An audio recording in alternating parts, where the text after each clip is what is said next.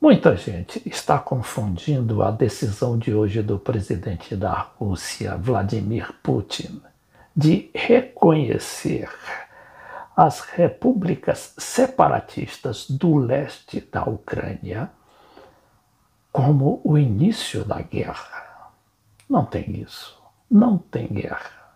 O que tem, sim, é a oficialização de uma situação de fato e que lá persiste desde 2014, quando o presidente pró-russo da Ucrânia, o Viktor Yanukovych, foi deposto por aquela revolução colorida chamada de Maidan.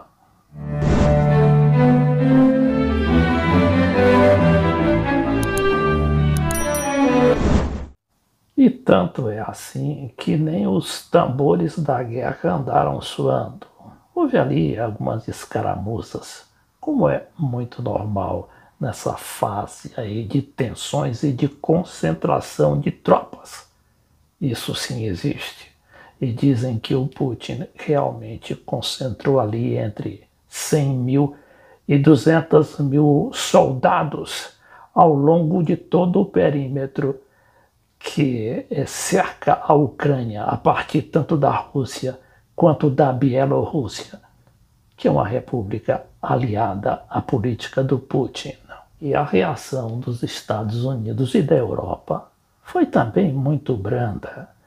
O presidente Joe Biden limitou-se a dizer, a anunciar sanções contra os separatistas do leste da Ucrânia. E Joe Biden falou com Zelensky, como diz esse noticiário aqui da Infobae. O mandatário norte-americano está reunido com sua equipe de segurança da Casa Branca. Aqui nesse outro jornal lá da Espanha, chamado El País, afirma que o presidente Joe Biden assegurou que, a menos que um só tanque ou um só soldado entrasse na Ucrânia, Moscou se enfrentaria a duríssimas sanções incapacitantes. Agora, é natural que exista esse frisson, este nervosismo, principalmente da imprensa, não é? Que precisa alimentar seu noticiário. Porque a realidade nua e crua é que o Putin foi mais agressivo do ponto de vista estratégico e também tático ao jogar todo aquele seu poderio, não é, que os Estados Unidos e a própria Europa sentiram, que é um poderio realmente respeitável, a ponto de, em situações diferentes, quando a OTAN tinha todo aquele poder, não é, sobre os russos, haveria outra situação. Haveria sim, aí poderia realmente disparar um conflito. Situação também um pouco questionável, porque se o Putin soubesse que haveria uma reação também da OTAN, não teria avançado tanto. São jogos da guerra, são apostas da guerra neste tabuleiro de xadrez. O Putin foi realmente muito decisivo, agressivo mesmo. E ele disse num discurso transmitido para a televisão que o país vizinho, no caso a Ucrânia, foi criado pela Rússia soviética e anunciou a decisão que põe fim a acordos mediados por europeus. Esses acordos são aqueles acordos de Minsk. Minsk é a capital da Bielorrússia.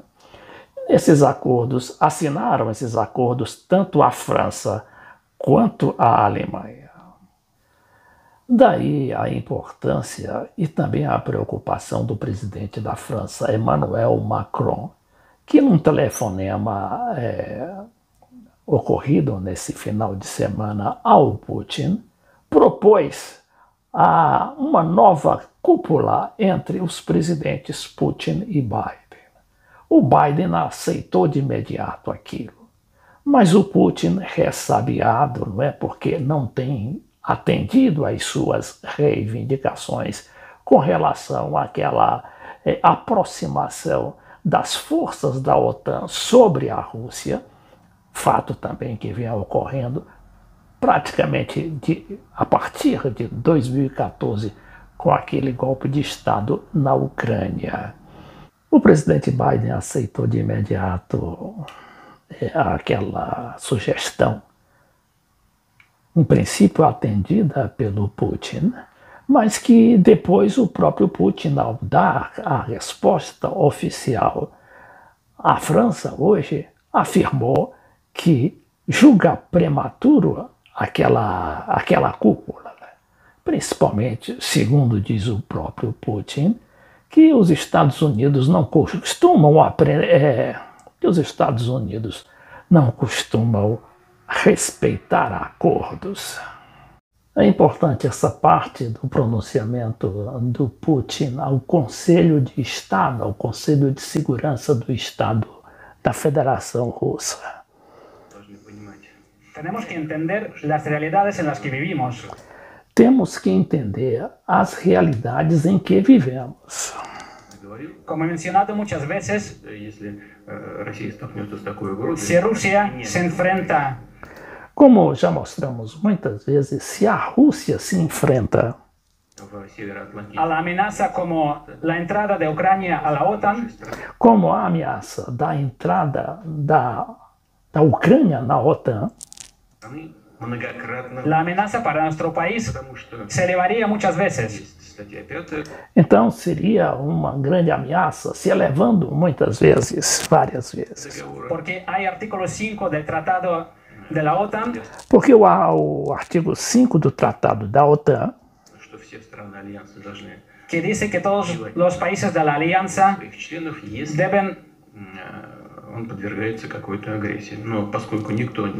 entrar en guerra si uno de sus miembros diz que todos os países da OTAN entram em guerra se um de seus membros é atingido. Está atacado. Nos dicen que algunos países de la OTAN están en contra. Então falam para o Putin, segundo ele, de que alguns países da OTAN estão contra essas posições, não é? No caso aí, de aproximação e de ameaça do Ocidente contra a Rússia. De recibir a Ucrania como miembro. Sin embargo, pese a esta oposición, en Bucarest firmaron un memorando que abre la puerta para Ucrania y Georgia a la OTAN. De qualquer maneira, mesmo dizendo essas nações, né, no caso ele se refere tanto à França quanto à Alemanha, dizendo que são contra, não é, essas posições aí da OTAN, eles assinaram um memorando em Bucareste, na Romênia, dizendo que aceitam essas posições, ou seja, a entrada, o ingresso oficial da Ucrânia na OTAN. Pues a mi pregunta, ¿para qué lo hicieron? No me dan la respuesta. Bajo la presión de Estados Unidos es la respuesta. Eles dizem que a pressão, não é, dos Estados Unidos é sempre a resposta que vem dos países europeus. Pero si hicieron un paso bajo la presión de Estados Unidos, mas se deram um passo sob a pressão dos Estados Unidos, ¿dónde están las garantías de que no emprenderán el siguiente paso? Onde estão as garantias de que não darão o próximo passo? Las garantías no existen. As garantias não existem. Estas garantías no existen porque Estados Unidos... Estas garantias não existem porque os Estados Unidos... cancela cualquier acuerdo, cualquier documento... invalida qualquer acordo, qualquer documento... que firma. Que firma. Pero, sin embargo...